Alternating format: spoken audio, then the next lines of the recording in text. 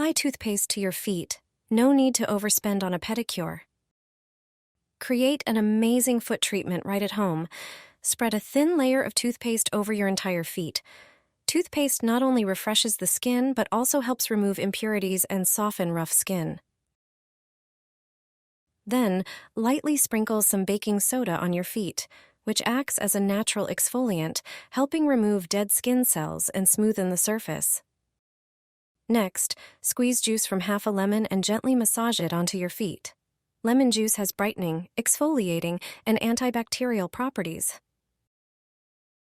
After spreading all the ingredients, massage your feet for 5 minutes, focusing on dry areas. This massage will boost circulation, adding an extra layer of relaxation. Finally, rinse your feet with lukewarm water. This treatment will leave your feet feeling fresh, smooth, and soft, as if you just visited an expensive salon.